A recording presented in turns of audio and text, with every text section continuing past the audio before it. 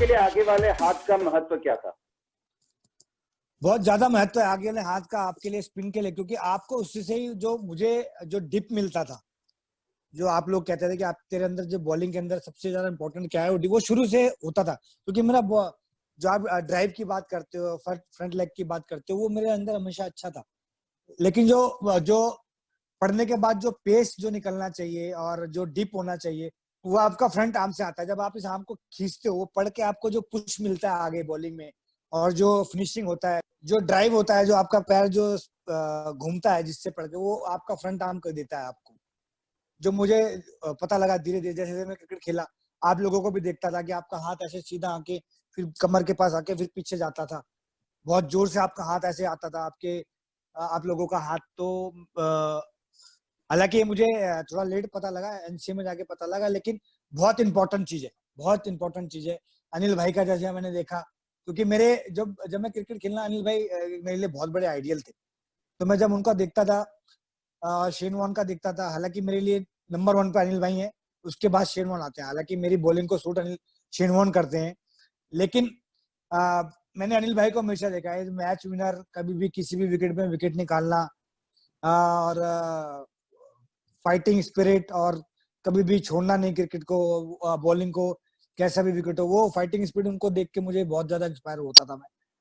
तो उनका देखता, उनसे बात करता, जब भी मैं इंडियन टीम में या इंडिया में, जब भी चैलेंजर में मेरे सामने खेलने को मिला, फर्स्ट टाइम उनके साथ अगेंस्ट मिला खेलने को चैलेंजर में। आई थिंक में हम दोनों एक ही टीम में थे, मुझे यहाँ तक याद है, ब्लू में या रेड में कहीं में हम दोनों साथ में थे। बहुत साथ खेले इसलिए अब याद हाँ नहीं जी, है कि कहाँ हाँ कहाँ जी। साथ खेले। मेरे लिए वो हाँ। पहला था चैलेंजर ट्रॉफी, क्योंकि ब्लू में तो सारे इंडिया प्लेयर होते थे, उसके बाद रेड होती थी, ग्रीन होती थी। मैं आई थिंक हम रेड में थे, नहीं, हम आई थिंक इंडिया नहीं, उस टाइम सबसे पहले इंडिया सीनियर, इंडिया ए, इंडिया बी होता था। हाँ मतलब पहले इंडिया ऐसा। सीनियर होता था, हाँ, बाद में हाँ ये हाँ हाँ, रेड यस ब्लू यस तो यस। बाद में हो गया था। हाँ जी, हाँ जी, हाँ, हाँ जी। तो मैं पुराने फर्स्ट, जमाने में इंडिया सीनियर, इंडिया ए और इंडिया बी था। यस यस यस, हाँ जी, वही वाला हाँ। चैलेंजर ट्रॉफी इसको कहते थे, फर्स्ट टाइम जब खेला था। हम्म। तो वहां से फिर मैंने देखा, लेकिन फ्रंट टाइम आर्म का जो बॉलिंग के अंदर स्पिनर के स्पेशली मैंने देखा, इवन की फास्ट बॉलिंग पे भी यूज होता है, लेकिन स्पिनर में मेरी बॉलिंग को बहुत ज्यादा हेल्प होता है।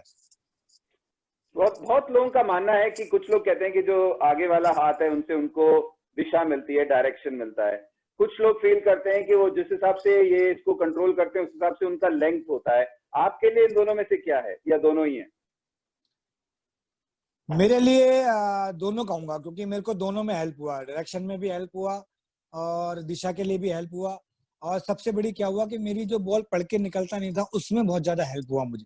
अच्छा। उसमें मुझे, क्योंकि मैं जब मैं वो करता था, जब मेरा फ्रंट आर्म यूज होता था, तो मेरे को वो जो आप हिप ड्राइव की बात करते थे, वो हिप ड्राइव होना स्टार्ट होता था। वो मुझे एक पुश मिलता था अपनी बॉडी को आगे जाने का, बॉल के पीछे जाने का। और पढ़ के जो बॉल निकलना स्टार्ट हुआ मेरा, तो वो फ्रंट आर्म से स्टार्ट हुआ। क्योंकि मैं पहले यूज नहीं करता था, क्या होता था, मेरा हाथ ज्यादा सीधा जाके ऐसे खत्म हो जाता था। जब मैंने इसको पुश करना स्टार्ट किया, जैसे मैंने आप लोगों को देखा है, तो जब मैंने करना स्टार्ट किया, तो मुझे उससे वो हर चीज में हेल्प होना स्टार्ट हो गया मुझे। निशी, मुझे याद है पहली बार जब मैंने आपको देखा था तो आपका बॉल उतना ड्रिफ्ट नहीं होता था, पर जी, बाद में बॉल बहुत अच्छा ड्रिफ्ट होने लगा। वो आपने कैसे वो तरकीब निकाली, या आपके लिए क्या बॉल में जितना घुमाव है उसके वजह से है, या हवा फेवरेबल हो उसके वजह से है, या फिनिश के वजह से है?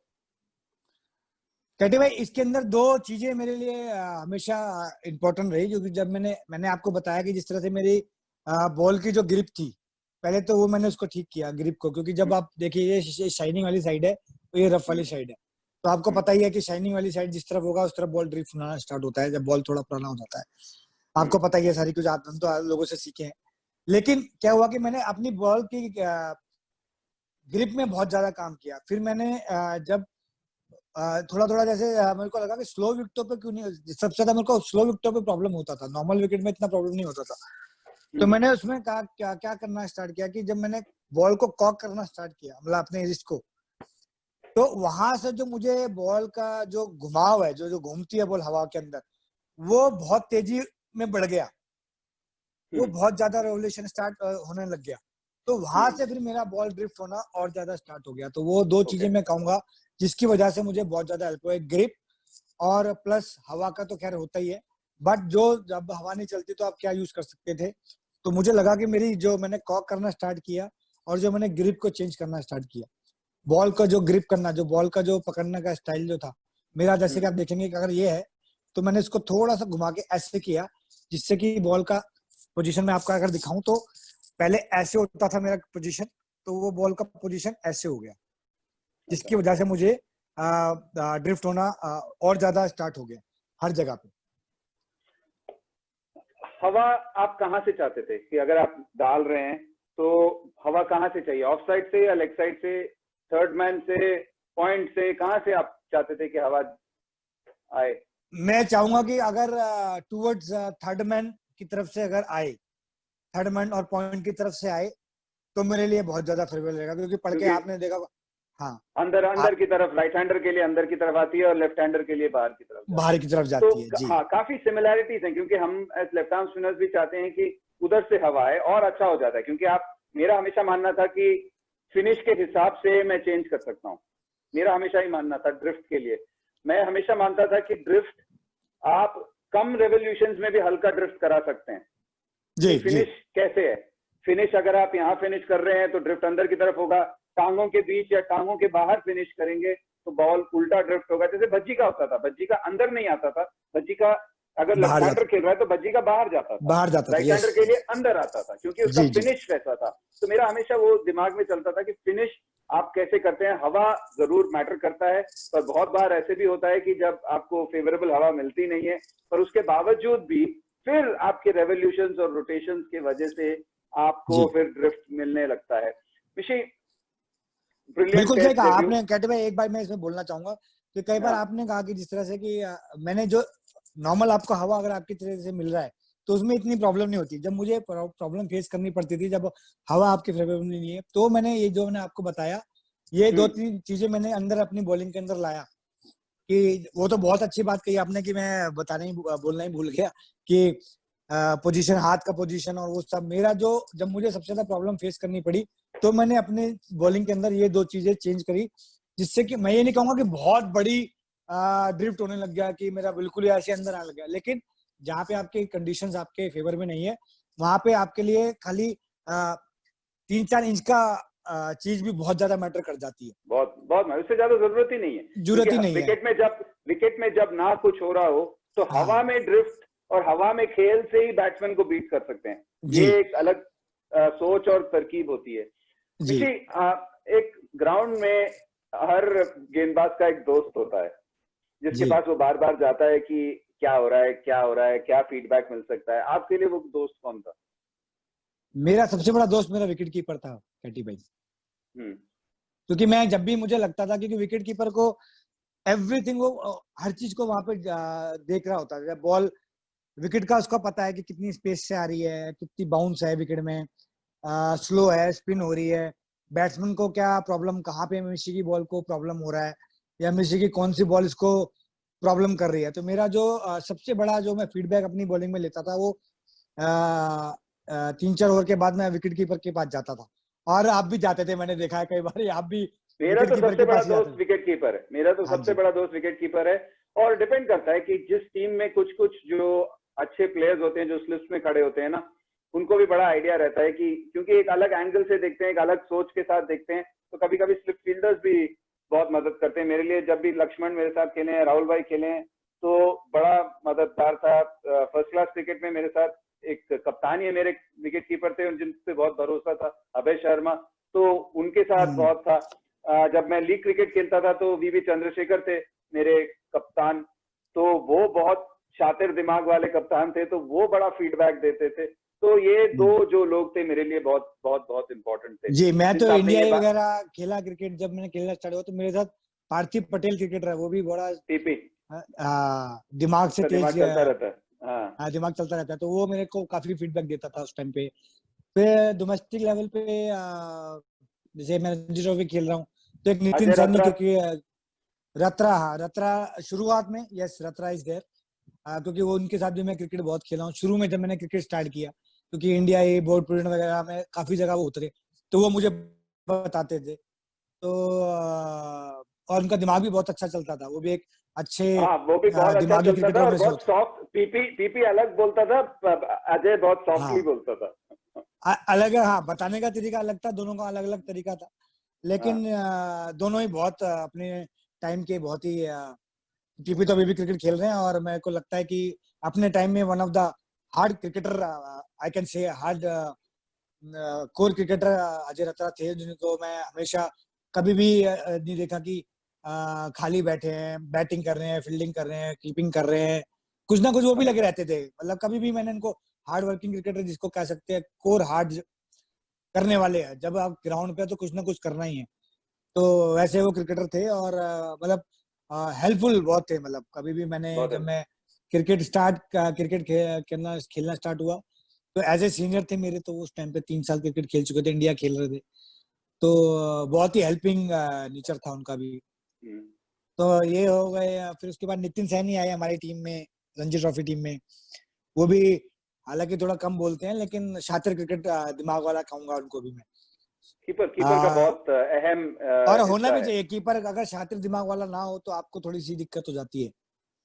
फिर इंडियन टीम में एमएस धोनी और सब के साथ में क्रिकेट खेला, तो सभी लोग एमएस को मतलब, तो बहुत आइडिया है, एमएस को तो बहुत हाँ, आइडिया है, बैट्समैन क्या करने वाला है, क्या बिल्कुल, फीलिंग्स मिल रही हैं उसको, बहुत इंपॉर्टेंट है। क्योंकि कुछ कभी कभी उनको वहां जब खड़े होते हैं विकेट के पीछे, तो उनको दिखता है कि जब ये कूदता है तो इसके ये सेट पैटर्न है, और जब ये हाँ, हाथ घुमाना मतलब आड़ा मारना चाहता है, स्लॉक स्वीप करना चाहता है, तो उसका ग्रिप ऐसे हो जाता है। जब हाँ, ये कूद के इनसाइड आउट खेलना चाहता है कि अपने फील्ड पाँव के प्लेसमेंट ऐसे करता है। ये बड़ी अच्छी अच्छी चीजें हाँ। और कीपर्स कई आपको बार क्या बता होता है सकते कि हैं। फील्ड प्लेसमेंट भी बता देते हैं कि ये देखिए बैट्समैन यहाँ पे वीक है, इसका कैच या तो स्लिप में आ सकता है या एक्स्ट्रा कवर्स पे आ सकता है, क्योंकि ऐसे खेलता है वैसे। फील्ड फील्ड भी बहुत काफी चीजें बताते थे वो लोग, एमएस धोनी स्पेशली। और कई बार आपकी बॉलिंग के बारे में बताते थे कि जैसे आपकी बॉलिंग में कोई चीज नहीं आ रही है, तो आप बॉल डाल रहे हैं, 2-3 ओवर आपने डाल दिए, तो आके धीरे से आपके कान में बोलेंगे, देख वो चीज तेरे अंदर नहीं आ रही है, थोड़ा सा ये काम कर ले, थोड़ा ये कर ले, थोड़ा इधर से डाल ले इसको, थोड़ा इधर से डाल ले, थोड़ा इसको इधर से डाल दे, थोड़ा ये फील्डिंग में चेंज कर दे, थोड़ा सा इधर एफर्ट करेगा इसको तो मिल जाएगा विकेट। तो ऐसे छोटे छोटे फीडबैक हमेशा देते रहते थे एमएस धोनी के अंदर। मिलते रहते हैं, हाँ मिलते रहते हैं। हमेशा हर स्पिनर को पता है कि हर पिच पे जो पेस है, जिस गति से आपको डालना चाहिए, वो चेंज होता रहता है। जी। कभी हम 4-5 दिन का मैच खेलते हैं, पहले दिन अलग पेस पे डालना पड़ता है, दूसरे दिन। आपको कितनी जल्दी पता चलता था कि आज इस विकेट पे इस पेस से डालना है ज्यादातर गेंदें? कैटी भाई, शुरू में तो मैंने बहुत स्ट्रगल किया, क्योंकि जब मैं इंडिया वगैरह खेलने आया तो वहां पे पता नहीं लगा, लेकिन जब मैं धीरे धीरे खेलना स्टार्ट हुआ, लेकिन दो से 2 से 3 ओवर आपको चाहिए minimum age a hmm. Leg spinner. Maybe left arm का शायद 1 ओवर में पता लग जाता होगा, क्योंकि नहीं, सब आपका, मेरा मानना है कि सब बॉलर का अलग अलग हाँ, क्योंकि लेग लेफ्ट स्पिनर आर्म का और एज ए लेग स्पिनर, क्योंकि मैं 30 साल क्रिकेट खेला हूँ, तो मुझे लगता है कि लेग स्पिनर को पहले तो अपनी बॉडी को एडजस्ट करना ही बहुत बड़ा टास्क होता है, कि भैया कि हाँ, खोलो अपनी बॉडी खोलो, को। हाँ। तो लेग स्पिनर का थोड़ा सिस्टम अलग होता है, क्योंकि पूरी बॉडी यूज होती है, मेरी बॉलिंग में तो होती है, हो सकता है कि और किसी की बॉलिंग में ना होता, मैं अपनी बॉलिंग के बारे में बात कर सकता हूँ।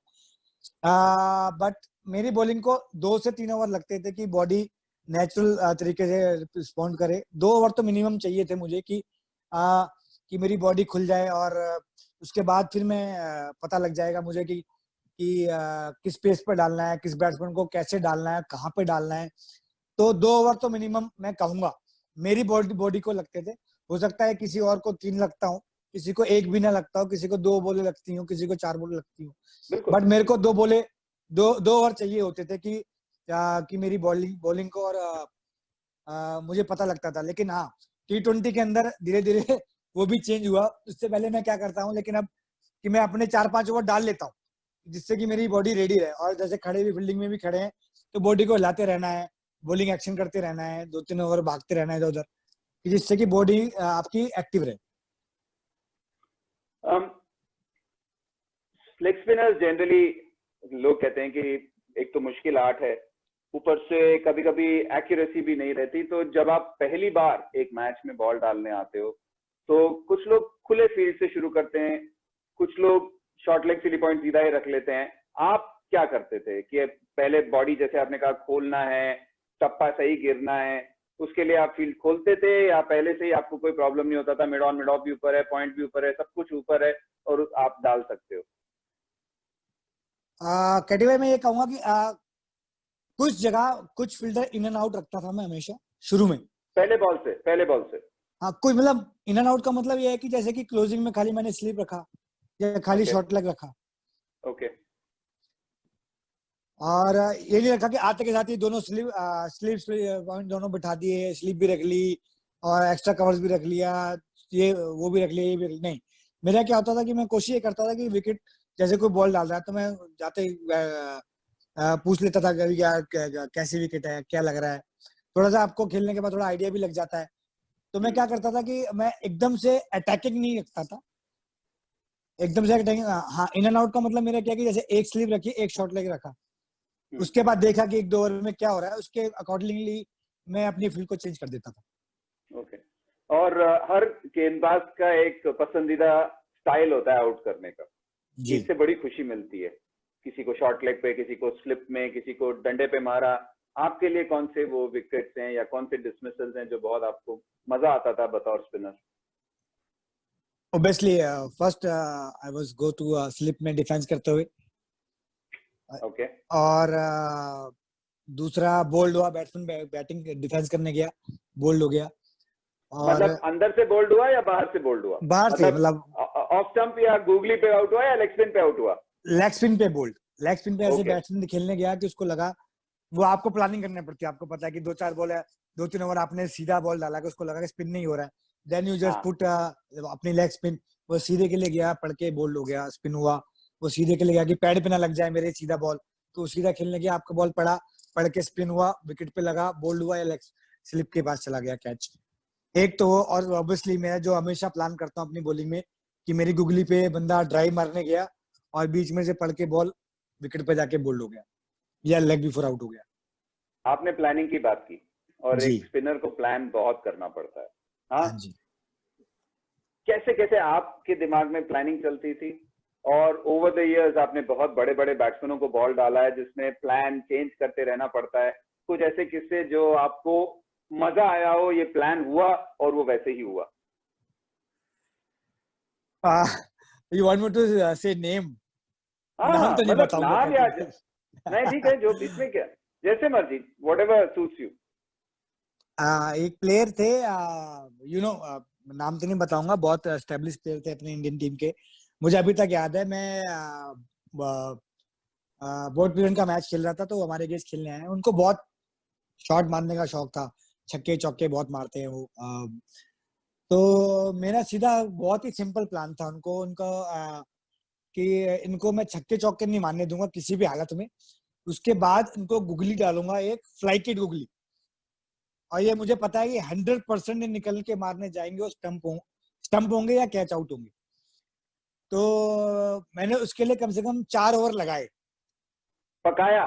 पकाया उनको पूरा, कि मैंने एक सिर्फ लेग स्पिन और सीधा वाला बॉल डाला। नॉर्मल मैंने फ्लाइट वाला बॉल जो मैं डालता हूँ, जो मेरा वेपन है नॉर्मली किसी भी बैट्समैन को आउट डालने का, मैंने वो बॉल बिल्कुल नहीं डाला। स्ट्रेटर बॉल और वेरिएशन मैंने सिर्फ तेज तेज थोड़ा, उनको चौके छक्के नहीं मारने दिया। फिर मैंने क्या किया, उनको थोड़ा सा उकसाया भी। मैंने कहा आप मुझे नहीं मार सकते शॉट, इतना आसान नहीं हूं मैं मारना, आपको लगता होगा कि मैं मार दूंगा, आपने बहुत बड़े प्लेयर को मारा होगा, मुझे नहीं मार सकते। तो उनको मैंने उकसाया थोड़ा सा, इनको अगले ओवर में मैं फ्लाइट के डालूंगा और आउट करूंगा पक्का किसी की तरीके से। तो मैंने क्या करा, फिर उसके बाद थोड़ी सी पीछे से भी बॉल डाली, और फ्लाइट जितना मैं स्पिन अपनी करा सकता हूँ गुगली, वो वाला बॉल डाला, और एग्जैक्टली वही चीज हुई। वो मारने गए, थोड़ा सा बाहर भी फेंका मैंने बॉल, वो मारने गए, टॉप पे लगा और अपना पॉइंट पे आउट हो गए। पॉइंट पे आउट हो गए? हाँ जी। पर स्टंप नहीं पर आउट कर दिया, पॉइंट पे आउट आउट कर कर दिया। दिया, क्योंकि मुझे इतना पता था वो इतने बड़े प्लेयर थे कि वो रीच कर जाएंगे। अगर वो रीच भी कर गए तो मेरे को ये था कि मिस टाइमिंग या स्टंप हो जाएंगे वो। और वही हुआ, गुस्से में आकर उन्होंने दूर का बॉल चलाया, उनको छक्का मारने के लिए गए और पॉइंट पे आउट हो गए। हालांकि उनके बहुत दूर से रीच था, उसके बाद भी उन्होंने, मैं ये कहूंगा कि कोई और प्लेयर होता तो वो स्टंप हो जाता, स्टंप हो लेकिन जाता। उन्होंने फिर भी अपने आप को एडजस्ट करके बैट पे बॉल लगाया। अंतरराष्ट्रीय क्रिकेट में कोई ऐसा एग्जाम्पल, टेस्ट मैच में या वनडे क्रिकेट में, T20 में, जहाँ पे T20 में तो खैर मौका मिलता नहीं है प्लानिंग का, पर अंतरराष्ट्रीय क्रिकेट में कोई ऐसा प्लेयर जिसको मैं पका अपनी के आउट किया? रिसेंटली बताऊंगा कि रॉस टेलर मेरी बॉल पे बहुत बारी आउट हो रहे थे। न्यूजीलैंड जब आई थी उसके बाद, जब मैं इंजर्ड हुआ एक मैच खेलने के बाद, तो रॉस टेलर मेरी बॉल पे बार बार आउट हुए, उनको मैं प्लानिंग करके हमेशा आउट करता था कि हमेशा वो जब भी आते थे मैं कोशिश करता था कि मैं इनको एक ओवर जब भी मेरे को खेलने, इनको बॉल स्पिन नहीं कराना है मुझे। तो इवन की एमएस ने आके मुझे बोला कि तू तेरे पे 3-4 बारी 5 मैच की सीरीज थी वो, 5 में से मेरे ख्याल से 3 बारी मेरे पे या 3 या 4 बारी मेरे पे आउट हुए हैं वो उस सीरीज के अंदर, और मैं मैन ऑफ द सीरीज भी था उस सीरीज के अंदर। तो मैं हमेशा कोशिश करता था कि उनको आते हुए जब भी वो मेरे को खेले कि मैं उनको लेग स्पिन ना कराऊं बॉल। तो हमेशा मैं या तो उनको जब भी मैंने आउट किया लेग स्पिन करा के आउट किया या फिर गुगली पे आउट किया। तो सबसे पहले मैंने लेग स्पिन नहीं, पर दिखाया नहीं लेग स्पिन जब उनको आते दिखाया नहीं मैंने, जब भी मेरे को 5-6 बोले 4-5 बोले जब भी वो खेले तो मैंने उनको दिखाया नहीं कि मेरी बॉल लेग स्पिन हो रही है। तो वो हमेशा जिस तरह का वो छोटे पैर से खेलते थे तो मेरे दिमाग में हमेशा रहता था कि इनके दिमाग में हमेशा ये रहता है कि मैं लेग भी फोर ना आउट हो जाऊं। छोटे पैर से होके डिफेंस करना, आगे पैर रखना, ये सब करते थे वो। तो हमेशा मैं कोशिश करता था कि 3-4 बॉल में उनको हमेशा सीधी बॉल डालता था, उसके बाद वो लेग स्पिन या गुगली। तो हमेशा क्या करते थे, छोटे पैर से करके वो सोचते थे कि बॉल सीधा आ रहा है तो मैं इसको सामने सिंगल ले लूं, ऐसे मार के।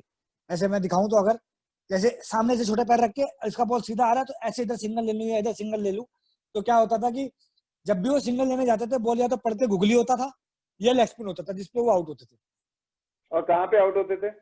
या तो वो स्लिप में आउट हुए हैं, या कॉट बिहाइंड एमएस धोनी ने लिया है, या फिर लेग बिफोर गुगली पे आउट हुए हैं। निशी,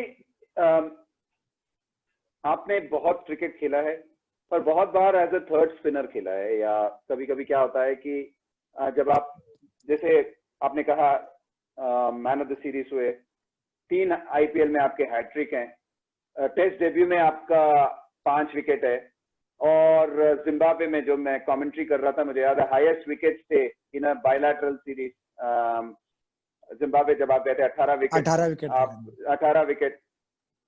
पर कभी कभी ऐसा लगता है कि यार मेरे पे बहुत दबाव है अच्छा करने के लिए, अच्छा करने के लिए, अच्छा करने के लिए। वो आप यंग स्पिनर्स को क्या कहेंगे, उससे कैसे दूर रहें? क्योंकि बहुत बार, जैसे आपको मैंने कहा, जैसे आप तीसरे स्पिनर होते हैं टेस्ट मैच में, बहुत कम बॉलिंग मिलती है, जब मिलती है तो लोगों को उम्मीद है कि यार जल्दी से विकेट निकाले, नहीं तो फिर बॉलिंग हट जाती है। अब अपने आप को एक बॉलर क्या कहता है? क्योंकि मैंने अच्छा भी डाला फिर भी मैं नहीं खेल रहा, या जब अच्छा भी डाला तो मुझे उतना बॉलिंग नहीं मिल रहा। तो एक दबाव कैसे, आप उसका तनाव या दबाव कैसे हटा सकते हैं? क्योंकि देखिए, जब खेलते हैं तो दबाव रहता है, जब आप अभी बैठ के सोचते हो तो आप सोच सकते हो कि काश ये मैं करता, या मैं वो करना चाहिए था, या ये मैं कर सकता हूँ। क्या कहेंगे आप? मैं ये कहूंगा कि कैटी भाई, मेरी क्रिकेट बहुत अप्स एंड डाउन में रही है, तो कई गलतियां भी करी मैंने, बट उसके बाद मैंने सीखना स्टार्ट किया।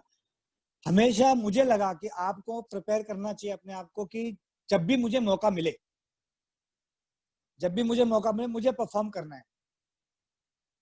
उसके लिए आपको अपनी तैयारी बहुत ही इंपॉर्टेंट है क्रिकेट के अंदर। आपको जिस दिन पता लग गया कि मैं कल का मैच खेलूंगा, एज ए थर्ड स्पिनर खेलूंगा, मेरा साथ जो मैंने बाद में करना स्टार्ट किया, हालांकि अगर मैं, जैसा कि आपने बोला कि मैं पहले करता तो शायद और अच्छा नंबर्स में क्रिकेट खेलता, या हो सकता है कई जगह मैंने परफॉर्म किया फिर चांस नहीं मिला। I don't know, I don't want to talk about that, but as a youngsters को मैं ये जरूर बोलना चाहूंगा कि अपने आप को प्रिपेयर करके रखो हमेशा, कि जितना भी मुझे चांस मिलेगा और मुझे परफॉर्म करना है उसके अंदर। तो आप उससे क्या रहोगे, आप खुद सेल्फ मोटिवेटिव रहोगे। उसमें आप ये नहीं देखोगे कि मुझे थर्ड स्पिनर रखा हुआ है या मुझे बाहर बिठा रहे हैं, मैं परफॉर्म करके भी बाहर बैठा हूँ, या और भी बहुत चीजें होती हैं लाइफ में जो आप डिस्कस नहीं करना चाहते हो किसी से, लेकिन ठीक है, सब चीजें होती है, मेरे साथ भी हुई हैं और हो रही हैं, कुछ नहीं कर सकते उसका आप। लेकिन मैंने ओवरऑल पीरियड एक चीज देखी है, आपको अपने आप को सेल्फ मोटिवेट करना है और अपने आप को प्रिपेयर करना है परफॉर्मेंस के लिए। तो जिस दिन आपको पता लग जाए कि मैं कल क्रिकेट खेल रहा हूँ, आप क्रिकेट को रीड करिए, बैट्समैनों को रीड करिए, अपने आप को प्रिपेयर करिए परफॉर्मेंस के लिए। जब भी आपको मौका मिले आप परफॉर्म करिए। मैं तो अपने आप को ऐसे सेल्फ मोटिवेट करता रहा पिछले 6-7 साल के अंदर कि नहीं, लोग जितना मुझे अगर कुछ क्रिटिसिज्म भी हो रहा है या नहीं चांस मिल रहा है, मैं मोटिवेट होता रहा उससे, कोई बात नहीं, जब भी मुझे चांस मिलेगा I will give my best, simple is that. उसके बाद आपको ये रिग्रेट नहीं होना चाहिए जाके रूम के अंदर कि मैंने अपना बेस्ट नहीं दिया। मैंने ये चीज नोटिस की अपनी क्रिकेट के अंदर 6-7 साल के अंदर, कि जब भी मैं अपने घर के अंदर गया हूँ या रूम के अंदर गया हूँ, मैच खेल के गया हूँ, परफॉर्मेंस हुआ है चाहे नहीं हुआ है, लेकिन मेरे को रिग्रेट कभी नहीं होना चाहिए अपनी क्रिकेट के अंदर कि आज मुझे चांस मिला, मैंने अपना 100% नहीं दिया ग्राउंड के अंदर। बस वो रिग्रेट अगर जिस दिन नहीं होगा आपको, फिर आपके साथ कुछ भी हो रहा हो, अच्छा हो बुरा हो, आपको रिग्रेट नहीं आना चाहिए। बस आप शीशे के सामने जब भी खड़े हो तो आपको रिग्रेट नहीं आना चाहिए कि मैंने अपना 100% नहीं दिया। उसके बाद रिजल्ट डजंट मैटर, मुझे मैटर नहीं करता रिजल्ट। मैं इसीलिए पूछ रहा था क्योंकि बहुत बार देखा है जो होता है, आप आते हैं जब बतौर तीसरे स्पिनर, बाकी 2 स्पिनर्स काफी डालते हैं, जब आप आते हो तो 2-3 ओवर ही मिलता है या 4 ओवर मिलता है, और कभी कभी आप क्या कर सकते हो। T20 अलग है, वनडे क्रिकेट अलग है, वहां पे तो आपने अपना कोटा डालना ही है, उसकी मैं बात कर ही नहीं रहा, क्योंकि आप अपना 10 ओवर डालें जैसे डालें वो आपके ऊपर है, आपने तो आपके हाथ में है 10 ओवर डालना। पर टेस्ट मैच क्रिकेट की बात कर रहा हूँ, वनडे T20 में भी 4 ओवर हैं, कभी 1 कभी 2, वो तो आपने डालना है उसमें तो कभी प्रॉब्लम आएगा नहीं। पर टेस्ट मैच क्रिकेट में जब आपको विकेट निकालना है, जैसे हम अभी तक बात करते आ रहे हैं कि एक स्पिनर को वक्त लगता है, आप जैसे पका रहे हो, जब आप हरियाणा के लिए खेल रहे हो, कहीं और के लिए खेल रहे हो, आपके पास पूरा मौका है वो पकाने का, वो टाइम लेने का। पर कभी कभी टेस्ट मैच क्रिकेट में 2 स्पिनर के बाद जब आप आ रहे हो, आपके पास 2-3 ओवर मिलता है, उसमें आप क्या कर सकते हो। वो पेशेंस अपने साथ भी रखना पड़ता है, मैं मानता हूँ सेल्फ मोटिवेटेड रहना पड़ता है, पर 3 ओवर में इंसान जादू तो नहीं कर सकता हर रोज। जी। वहां पे आप क्या अपने आप को बोल सकते हैं, क्या कह सकते हैं कि मैं यहाँ पे अच्छी ही गेंदबाजी करूं, ज्यादा अपने आप पे प्रेशर ना डालूं कि मुझे विकेट निकालना है, या आप कहते हैं कि नहीं मेरे को 3 ओवर मिले हैं, चलो जी मैं कोशिश करता हूं कितनी मैं विकेट निकाल लूं क्या कि ताकि मेरा स्पेल बढ़ जाए। मैं कहूंगा जी आपको अकॉर्डिंग टू सिचुएशन बॉल डालना चाहिए उस टाइम पे, क्योंकि आपको अपनी बॉलिंग बढ़ानी है। तो उस टाइम पे आपको अकॉर्डिंग टू सिचुएशन 3 ओवर में, जैसा कि आपने कहा टेस्ट मैच के अंदर आप कोई मेरिकल नहीं कर सकते, अनलेस कि आप लग के बहुत धनी हो कि आपको 2-3 विकेट मिल जाए उस टाइम पे। वो एक आध दिन हो सकता है पर हर रोज हाँ, तो नहीं हो सकता। रोज नहीं हो सकता बिल्कुल। और हाँ। हमारे आप और हमारे में तो लक भी बहुत कम साथ रहा है तो तो यही मैं कहूंगा कि उस टाइम तो आप सिर्फ यही कर सकते हो कि जो टीम की डिमांड है आप सीधा कैप्टन के पास जाइए। बहुत फ्रेंकली बोलिए कि इस टाइम अगर आप मुझे 4-5 ओवर दे रहे हैं तो मैं अकॉर्डिंग टू सिचुएशन बॉल डालूंगा। एट द मोमेंट अगर विकेट की जरूरत है तो मैं विकेट के लिए जाऊंगा, और एट द मोमेंट अगर सस्टेन करने की जरूरत है कि जैसे मेडिन ओवर डालने हैं या बाउंड्रीज नहीं देनी है तो मैं वैसे ओवर डालूंगा। तो बहुत जाके आप क्लियर बोलिए कि बहुत, इससे क्या होगी आप भी अपने माइंड में क्लियर है और कैप्टन भी अपने माइंड में क्लियर रहेगा कि भाई मैंने इसको सिर्फ 3-4 ओवर के लिए लाया हूँ और इसका काम ये है। तो आप अपनी तरफ से क्लियर हो गए हैं कि आपको करना क्या है, क्योंकि आप कंफ्यूजिंग में बॉल डालेंगे, कंफ्यूजन माइंड से बॉल डालेंगे तो आप अपना बेस्ट भी नहीं कर पाएंगे और टीम को भी हेल्प नहीं कर पाएंगे, अपने आप को भी हेल्प नहीं कर पाएंगे। तो सबसे बड़ी बात क्या है कि आपको सबसे पहले अपने आप को हेल्प करना है, कप्तान को जाके क्लियर कर लेना है सारी बात कि भाई इस टाइम ये सिचुएशन है। अगर तू बोलता है कि मैं ऐसे सिचुएशन डालता हूं तो मैं सिचुएशन ये डिमांड कर रही है, तो you want me to do bowl this one और you want me to bowl last. अगर आप मुझे 4 ओवर दे रहे हैं तो what do you want me to do on that. I think मेरी जो अगर मैं ऐसे कह चाहूंगा तो, या मैं कैप्टन भी हूँ तब भी मैं ये चाहूंगा कि मैं किसी बॉलर को बोल दे रहा हूँ। हालांकि सिचुएशन डिमांड करती है कई बार कि मैं सिचुएशन डिफरेंट डिमांड करती है, कैप्टन आपसे डिफरेंट सोच रहा है, कैप्टन आपको सिर्फ विकेट के लिए ही लाया है, तो आप उसको क्लियर बोल दिया कि हो सकता है कि भाई 4-5 2-3 बाउंड्रीज जा सकती है पर मैं विकेट के लिए, अगर तू बोल रहा है तो मैं विकेट के लिए जाता हूँ। You have to clear on your mind on that time, simple is that. आप हर देश में खेले हो, हर जगह खेले हो, हर कंट्री को ट्रैवल करके वहां पे मैचेस में आपके एक्सपीरियंसेस क्या रहे हैं in terms of wickets, in terms of क्या क्या सीख प्राप्त की है। और इतने अलग अलग बॉलों का इस्तेमाल होता है, अमित मिश्रा को कौन सा बॉल पसंद है? अच्छा आप बता दो आपको कौन सा बॉल पसंद है। मुझे 2 बॉल पसंद है, एसजी टेस्ट और ड्यूक्स। सेम। देखो हम तो फिंगर स्पिनर है, हमें तो ड्यूक्स और एसजी टेस्ट पसंद होना लाजमी है। दूसरे स्पिनर कहते हैं कोकोपुरा से भी कर सकते हैं, पर मैं समझता हूँ कोकोपुरा से कुछ नहीं होता। कोकोपुरा से कैटी भाई बोलना तो बहुत आसान है, लेकिन 25-30 ओवर के बाद उसका सीम बिल्कुल ही दब जाता है, तो वहां पे फिर बहुत ही मुश्किल हो जाता मैं है। आपको एक हंसी वाली बात बोलूं, ग्रैम सॉन से जब बात किया था तो ग्रैम सॉन कहता है कि कूकाबूरा का इस्तेमाल बस कुत्तों के लिए होना चाहिए कि कुत्ते के लिए फेंके और वो भाग के ले आए उसको।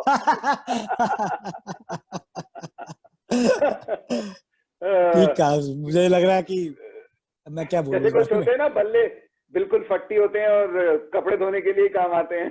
वैसे ही वो कहता है कि कूकाबूरा का बॉल बस कुत्तों के लिए फेंकना चाहिए, उनके खेलने के लिए। जी बिल्कुल, बाद में तो एकदम प्लास्टिक जैसा बॉल हो जाता है वो, यू सही कांट बात डू है, एनीथिंग एनीथिंग। सही बात है, सही बात है मिशी।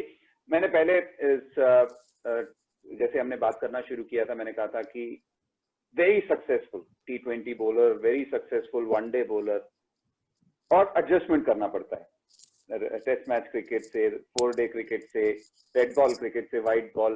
व्हाइट बॉल और रेड बॉल में क्या फर्क है? फर्स्टली तो जब आप बॉल डालते हो, और जब आपकी सोच कैसे बदलती है इन सारे फॉर्मेट्स में। कटी भाई, आपको बहुत समझना पड़ेगा। रेड बॉल, जो रेड बॉल होती है वो आपको कमबैक का चांस देती है हमेशा। व्हाइट बॉल में आपके पास चाहे वो T20 खेल रहे हैं चाहे वनडे खेल रहे हैं, आई थिंक जब से ये रूल चेंज हुआ है उसके बाद वो भी थोड़ा मुश्किल हो गया है। व्हाइट बॉल से भी वनडे भी क्रिकेट भी थोड़ा मुश्किल हो गया है।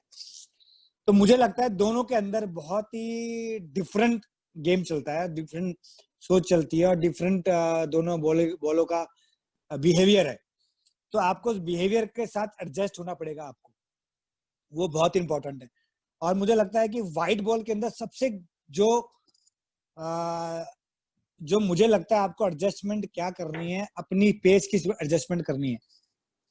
आपको अपनी पेस की एडजस्टमेंट करनी बहुत जरूरी है।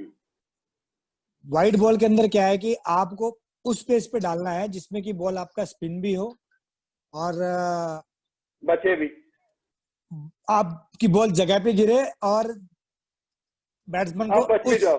आप बच भी जाओ। सबसे बड़ी बात ये है। रेड बॉल में ये है कि आप थोड़ा सा बॉल थोड़ा पुराना हो जाता है, आप खेल सकते हो, आप फ्लाइट देके उसको स्पिन करा सकते हो, सीधा फेंक सकते हो, फिर गुगली करा सकते हो। कुछ टाइम के बाद वो थोड़ा सा स्पिन होने लग जाता है। व्हाइट बॉल के अंदर थोड़ा ये है कि वो बहुत हार्ड रहती है। अब तो जब से आपने देखा होगा कि वनडे के अंदर भी दो दो बॉल बॉल है, मिस टाइमिंग भी छक्के और चौके पे चली जाती है। वो बहुत ही एक सैड पार्ट है ऐसे व्हाइट बॉल का। बट कई बॉल जैसे फिंगर स्पिनर पसंद भी करते हैं नई बॉल से डालना, क्योंकि बॉल पड़ के स्किट होता है, स्विंग होता है और ड्रिफ्ट भी होता है। फिर तो ये कुछ चीजें हैं, कई कई बॉलर्स के लिए बेनिफिट होती है। बट मेरे लिए केस के अंदर मैंने इस बॉल को एडजस्ट करना, मैंने सोचा कि जितना ये बॉल को एडजस्ट किया जाए, एडजस्ट करना पड़ेगा, क्योंकि मेरी बॉलिंग औरों के मुकाबले थोड़ी डिफरेंट है। तो मैंने उसको थोड़ा अपने एक्शन में भी थोड़ा से चेंजेस किए, अपनी स्पीड के अंदर चेंजेस किए। तो दोनों का बिहेवियर बहुत अलग है और आपको दोनों बिहेवियर के हिसाब से अपनी बॉलिंग में चेंजेस करने पड़ते हैं। निशी, हम देखते हैं जैसे आपने कहा फिंगर स्पिनर्स पावर प्ले में डालते हैं या नए बॉल के साथ डालते हैं, इतना ज्यादा इस्तेमाल रिस्ट स्पिनर्स को क्यों नहीं करते पावर प्ले में?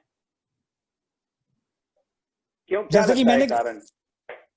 मुझे मुझे लगता है कि और भी क्योंकि एक ही रीजन हो सकता है उसका, क्योंकि एक्यूरेसी, जो मुझे लगता है कि वो एक्यूरेसी इंपॉर्टेंट हो जाती है नई बॉल से, कि आपका बॉल कहाँ पे गिर रहा है। लेग स्पिनर का क्या होता है कि कई बार आप जब डालने जाते हो नई बॉल से तो वो ग्रिप नहीं बन पाती है, बॉल आगे पीछे हो सकता है थोड़ा बहुत। तो वहां पे थोड़ा मुझे लगता है कि यही एक रीजन है।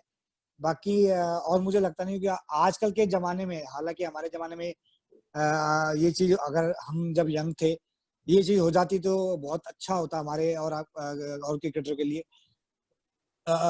समझ आई है लेट, लेकिन आ गई है कि लेग स्पिनर हमेशा या रेस्टी स्पिनर आपको कहा जाए कि विकेट टेकर बहुत ही इंपॉर्टेंट होता है क्रिकेट के अंदर, आजकल के क्रिकेट के अंदर। तो ये चीज पहले पता लग जाती तो बहुत ही इंपॉर्टेंट हो जाता और अच्छा हो जाता हमारे, शायद नंबर्स और अच्छे हो जाते क्रिकेटिंग करियर में। रिस्ट स्पिनर का सिर्फ मुझे लगता है कि सिर्फ यही एक चीज है कि रिस्ट स्पिनर को थोड़ा सा टाइम जरूर लगता है, 1 या 2 ओवर जैसे मैंने कहा, कि एडजस्ट करने सेट में होने बॉल में। के साथ, सेट होने में। क्योंकि नया बॉल जो होता है वो इतना ग्रिप नहीं होता है, हाथ में स्लिप हो जाता है कई बारी। तो उसकी वजह से यही एक रीजन होता है। इसलिए कि आप देखें रिस्ट स्पिनर अभी भी बॉल डालते हैं, लेकिन वो पहला या दूसरा ओवर नहीं डालेंगे, चौथा ओवर डालेंगे या छठा ओवर डालेंगे या 5वां ओवर डालते हैं। हाँ वही मैंने देखा है कि ज्यादातर फिंगर स्पिनर्स यूज होते हैं। हाँ मार पड़ जाए बाकी सबको तो रिस्ट स्पिनर को देना पड़ता है, पर जैसे चहल है बाद में डालता है, आप भी बाद में डालते हो, राशिद खान बाद में डालता है, जितने भी लेग स्पिनर्स हैं, जब तक जरूरी ना हो, मजबूरी ना हो, पहले 6 ओवर में कप्तान लेके नहीं आता। एक और चीज जो मेरे दिमाग में हमेशा रहता है एक स्पिनर के लिए, वो रहता है कि क्या एक स्पिनर के लिए स्किल ज्यादा जरूरी है या जिगरा ज्यादा जरूरी है? आपको क्या लगता है? सबसे पहले तो जिगरा चाहिए कटी भाई। अगर आपके पास जिगरा है तो स्किल आप डेवलप कर सकते हो बाद में धीरे धीरे, बट आपके पास जिगरा होना बहुत ही इंपॉर्टेंट है लाइफ में। अगर आपके पास जिगरा है तो आप स्किल एनी टाइम आप मेहनत करके स्किल इम्प्रूव कर सकते हो। सही बात है। मेरा हमेशा मानना है कि आप इतने स्किल से भी जिगरा बड़ा रखे तो कर सकते हैं, पर इतना स्किल रख के इतना जिगरा होगा तो फिर उल्टा पड़ जाता है, ये मेरा मानना है। हमारे पास ऐसे बहुत सारे एग्जाम्पल है, आप देखेंगे तो जिनके पास जिगरा है, स्किल कम है, लेकिन उन्होंने वो पीरियड ऑफ टाइम धीरे धीरे अपना स्किल भी इम्प्रूव किया है, और आज हमारे वो लेजेंडों में नाम आता है उनका। मेहनत करके अपनी स्किल इम्प्रूव कर ली उन लोगों ने, लेकिन उनके पास जिगरा था, इसकी वजह से वो स्किल इम्प्रूव कर सके। सही बात है निशी, बहुत बहुत बहुत मजा आया स्पिन के बारे में बात करके, आपसे समझ के कि आपके लिए क्या काम करता था, और मैं ये उम्मीद करता हूं कि और 2-3 हैट्रिक आप आईपीएल में लो और 200-300 विकेट और फर्स्ट क्लास में लो। Thank you for talking to us. Thank you कैटी भाई, nice talking to you, and अपना ख्याल रखिए। और बहुत अच्छा लगा, पुरानी यादें कुछ ताजा हुई हमारी, और सी यू सून। घर में ख्याल रखिए सबका और अपना भी ख्याल रखिए। Nice talking to you.